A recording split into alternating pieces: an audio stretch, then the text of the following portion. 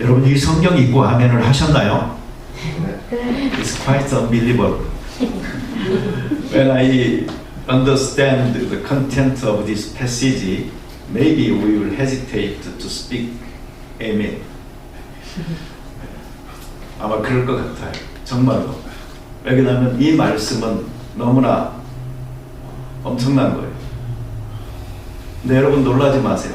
여러분들을 기절시키기 위해서 예수님께서 이 말씀을 하신 것은 아니니까. 바울이 크리스찬의 어떤 그 모델이라고 그럴까요? 예, 그것을 설명하는데 비유를 설명해서 한 부분이 있어요. 따라서 해볼까요? 군인, 경주자, 농부. 예. 우리 크리스찬들은 이 세 가지 모습으로요 하나님을 섬기며 따르고 있다. 아마 이렇게 생각하시면 맞을 것 같습니다. 여러분 근데 다 군인일 수 없잖아요. 다 경주자일 수 없잖아요. 다 농부일 수 없잖아요. 그렇지만 퍼센테이지로 보면은 누가 가장 많아야 될까요? 농부가 가장 많아야죠. 농부는 평상심을 갖고 있는 사람이에요. 1년이라는 긴 계절을 보고 씨를 뿌리고 가꾸고 키워서 수확을 거두는 그런 사람이에요. 저는 우리 크리스찬들이 이런 성실함을 가지고 살 수 있게 되기를 바라요. 그런데 그런 사람들 가운데 일부는 경주자가 되기를 바라요. 달리기 하는 사람들처럼 정말 최선을 다해서 내가 이 경주에서 승리하리라 하는 마음으로 자기를 훈련하면서 열심히 뛰어가기를 바라요. 또 그 사람들 중에 일부는 군인이 되기를 바라요. 자기의 삶을 포기하고 자기를 소집한 자를 기쁘게 하기 위하여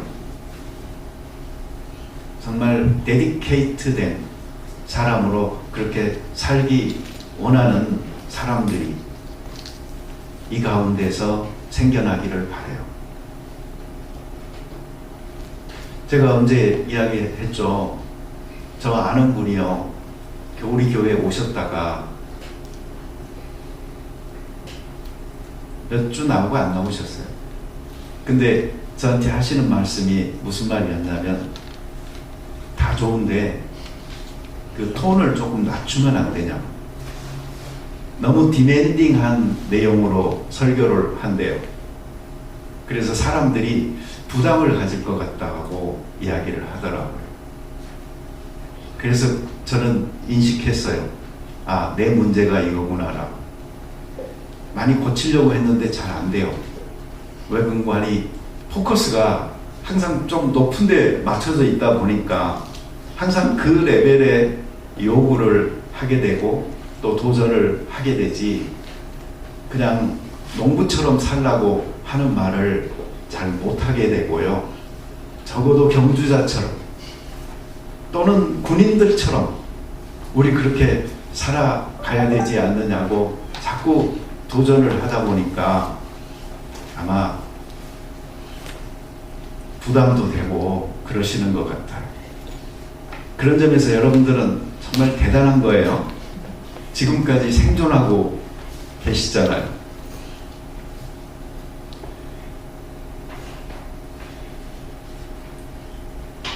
보통 저는 그렇게 생각해요. 일반 그 크리스찬들 농부처럼만 사는 건 아닐까. 그리고 한 20% 정도가 경주하는 사람처럼 열심히 살지 않을까.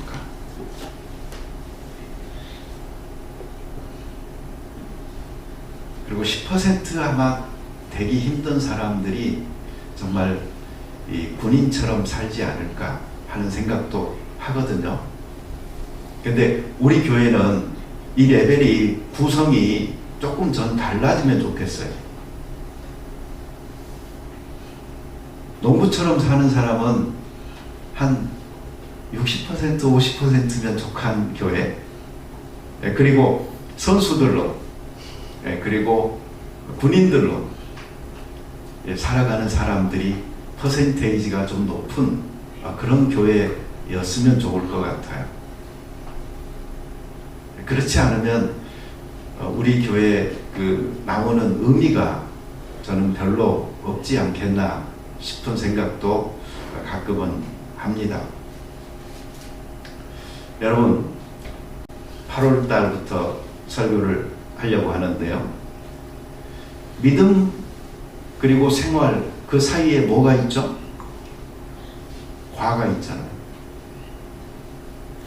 이 과가 있게 되면 어떻게 되죠? 분리가 생겨요.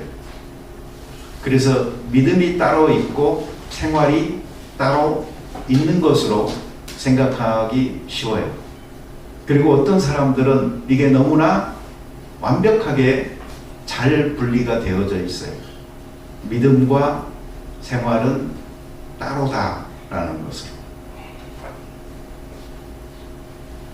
그래서 한번 이 과를 없애보세요. 그럼 어떻게 되죠? 믿음, 생활이 되죠. 그렇다고 해도 이 말이 별로 만족스럽지는 않아요. 왜 그러죠?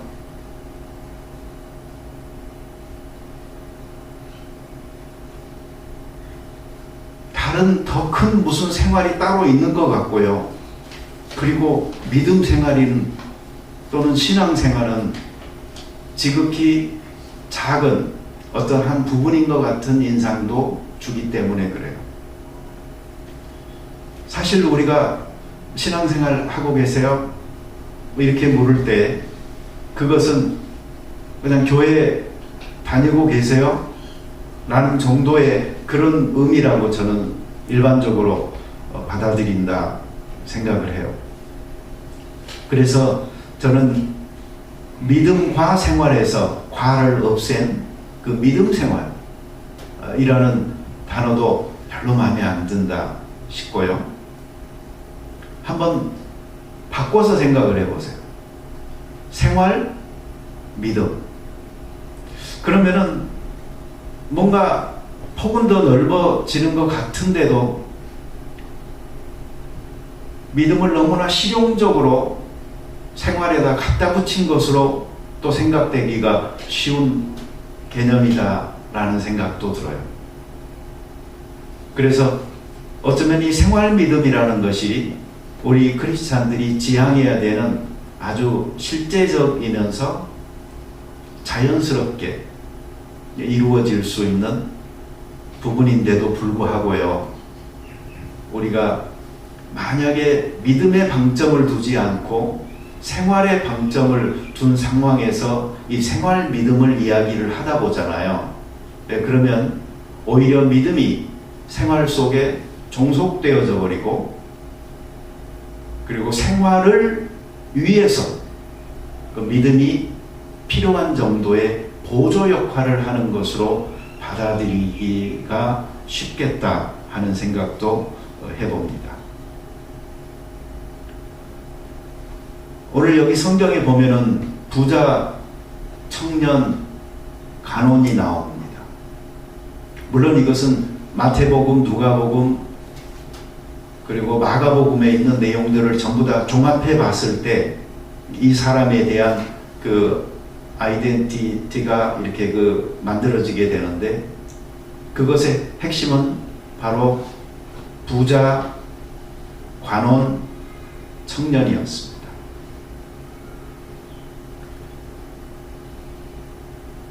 요즘 사람들이 다 좋아하는 것을 다 가진 사람이에요. 여러분 다 젊어지고 싶죠? 네. 그래서 이름에 그 영자가 들어간 사람들은 좋은 것 같아요. 호주에서 항상 영이잖아요. 영. 나이 들어도 안 들은 척, 주름이 생겨도 어떻게 지워버릴 수 없을까만 고민하고, 그래서 화장이든 수술이든 하면서 우리들은 그 젊음 쪽으로 자꾸자꾸 나아가죠. 그러다 보니 우리 가운데는 온숙함과 완숙함을 가지고 있는 성숙한 사람은 점점 더 사라지는 것 같고요. 그냥 맵시 있게 보기 좋은 사람들이 늘어가고 있는 거 아닌가 하는 생각도 합니다.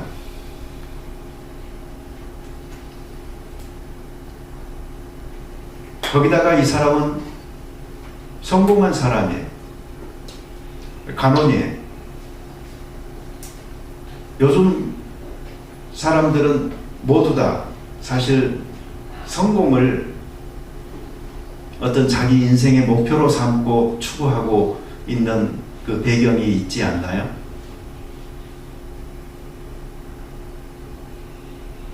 그리고 무엇보다 이 사람은 부자예요.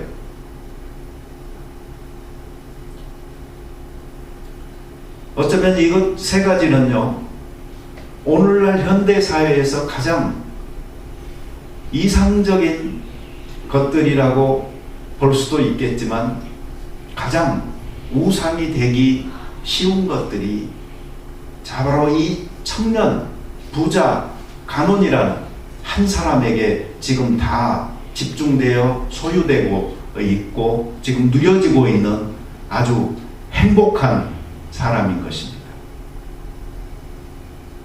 거기에다가 예수님과 대화하는 것을 보잖아요. 그러면 우리는 한 가지 알 수 있는 게 있어요. 그 사람은 외형적으로 드러나는 도덕적 측면에서도 흠결이 없을 만큼 예수님이 말씀하는 모든 그 계명들을 내가 어렸을 때부터 다 지켜 행했습니다라고 이야기할 정도의 사람이었어요. 종교적으로 흠결 없는 사람이었으니 얼마나 대단합니까? 여러분, 그럼에도 불구하고 그 사람은 영생에 대한 관심을 갖고 있었던 거예요. 그래서 예수님에게 어떻게 하여야 영생을 얻을 수가 있겠습니까? 라고 그렇게 질문을 던졌습니다.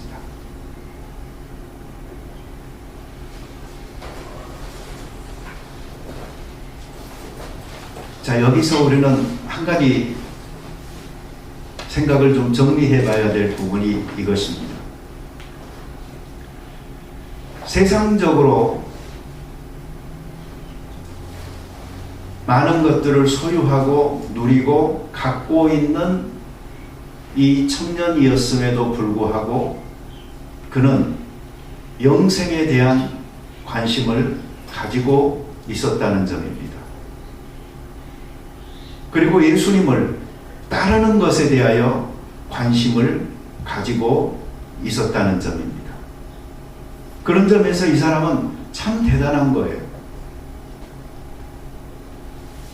어떤 사람들은 이것들을 가지기 위해서 신앙을 갖는 사람들도 있거든요.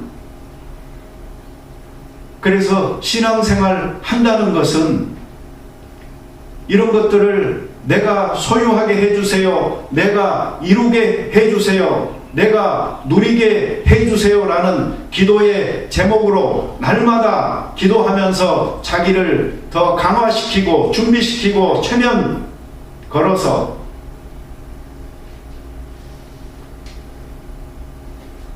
자기 삶의 디렉션에 문제가 있는 줄은 모르고 신앙을 생활 가운데 이용하기 바쁜 사람들이 실제적으로 많다는 것은 참으로 슬픈 이야기인 것이죠.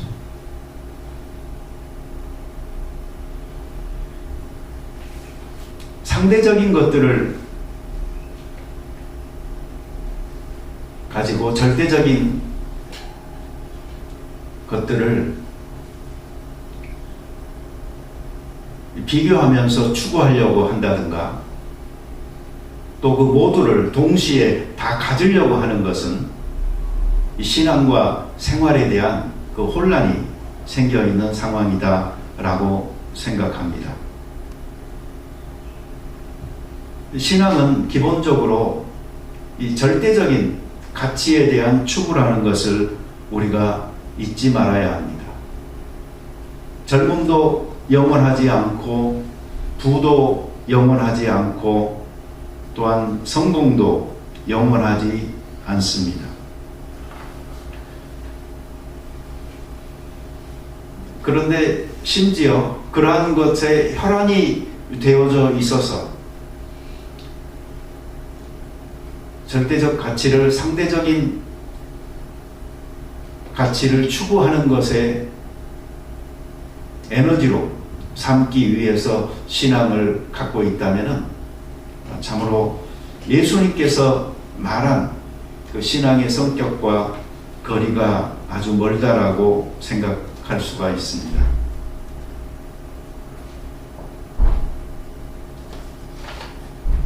예수님이 오셔서 공생애를 시작하시면서 하셨던 사역, 그리고 공생애를 마치면서 하셨던 사역이 있습니다. 그게 성전을 깨끗하게 하는 사역이었습니다. 그곳에서 예수님께서는 성전 안에서 장사하는 사람들, 동전 바꾸는 사람들, 비둘기 파는 사람들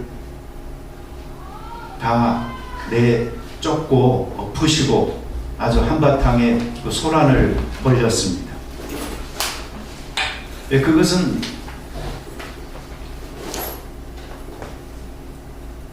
어떤 교훈을 주시기 위함이었죠? 너희들이 만민이 기도하는 집을 강도의 소굴을 만들었다. 다시 말하면 기도하는 집의 가치를 마켓으로 만들어버린 죄가 너희에게 있다라고 하고, 그리고 그것을 경고하고 깨우치기 위하여 그 일을 하셨던 것인데, 그것도 공생애를 시작하면서 그리고 공생애를 마치면서 그렇게 두 차례나 걸쳐서 같은 일을 행하셨다는 것은 오늘날 믿는 사람들이 뭔가 좀 깊이 생각할 수 있게끔 만드는 그 교훈이 그 안에 있다라고 생각되어집니다. 우리는 하나님과 만나는 것, 그리고 그 하나님과 대화하는 것, 그분을 사귀는 것, 그분의 뜻을 추구하여서 나의 뜻과 같아지도록 하는 것, 하나님을 닮아가는 것, 그분의 성품에 참여하는 것,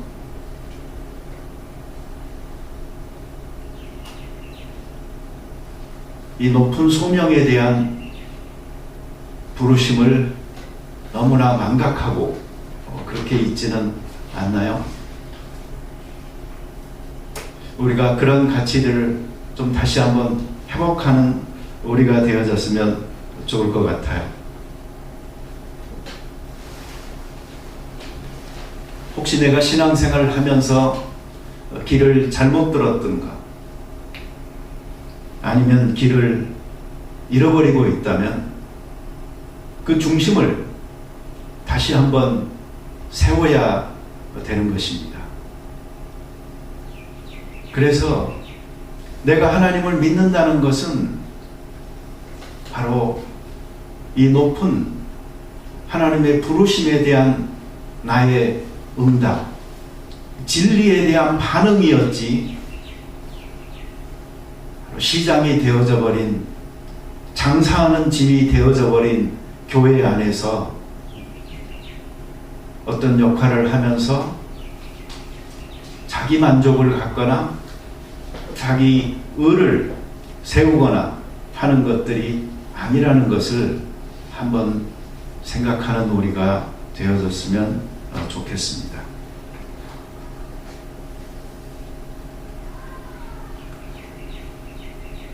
이 부자 청년은 얼마나 기가 막혔겠어요. 그렇죠? 자기는 정말 그래도 영생이 무엇인지를 진지하게 예수님에게 물었고 예수님을 따르고 싶은 그 마음이 있었는데 어떻게 보면 너무나 잘 준비되어진 사람이었는데 예수님께서는 근데 너 한 가지 부족한 게 있다. 네 모든 소유를 다 팔아서 가난한 사람들에게 그 후에 나를 와서 쫓으라고 이야기하셨어요. 여러분, 벽이죠. 절망이죠. 그 청년도 마찬가지였어요. 그래서 고민하고 근심하고 그냥 돌아가 버렸어요.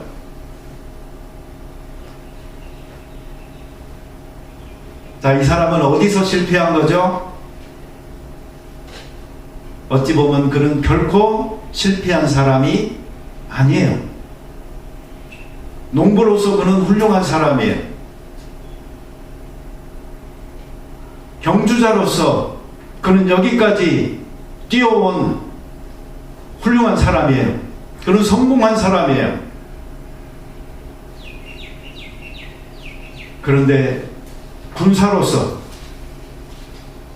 정말 예수님을 따라야 되는 그 제자의 길 앞에 세상적인 모든 것들을 다 포기할 수 있느냐? 그 물음 앞에 그는 도전 앞에 부딪혀서 그는 실패한 사람인 것이지 그는 다른 신앙의 단계들로 봤을 때 결코 실패한 사람이 아닌 것입니다. 그럼에도 불구하고 이 높은 부르심이라는 것은 지금도 존재하고 있다라는 것을 우리는 잊어버려서는 안 되는 것입니다. 요즘 세상에 그런 사람 없어요. 그게 핑계가 되지 않아야 됩니다.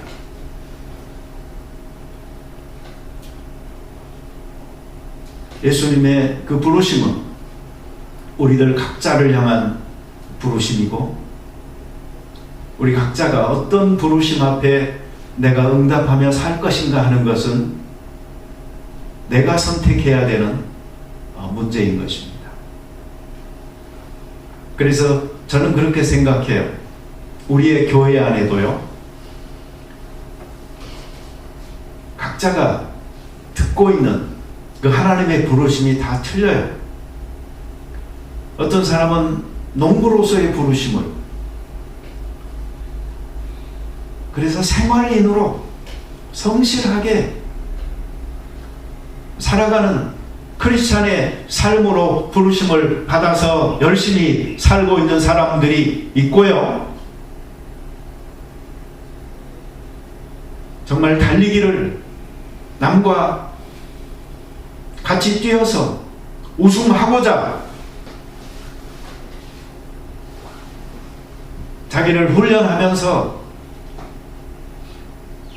열심히 뛰는 사람이 있고요.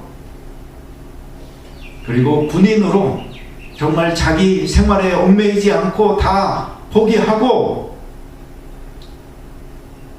구별된 사람으로 그렇게 헌신하는 사람도 있는 것입니다. 그러니 우리 교회 공동체에 얼마나 축하할 일들이 많습니까?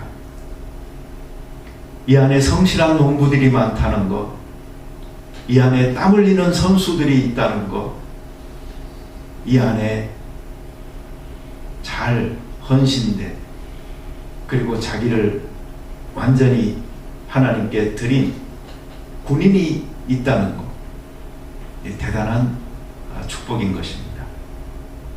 우리 모두는 각자의 여행을 이렇게 하고 있는 것이고, 하나님께서는 이것을 기쁘게 바라보고 계십니다. 그래서 우리 여러분에게 오늘 제가 드리고 싶은 말씀은, 결론은 이겁니다. 옆에 사람 보시면서 서로 이렇게 이야기합시다. 여행길에 수고 많으십니다 라고. 여행길에 수고 많으십니다. 네, 신앙의 여행, 이 영적인 여행, 자기 각자가 받은 그 부르심 앞에요, 여러분들은 지금 응답하고 있는 것이고요, 그리고 하나님께서는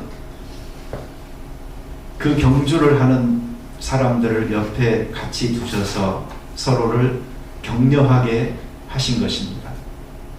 그러니 항상 서로를 응원해 주세요.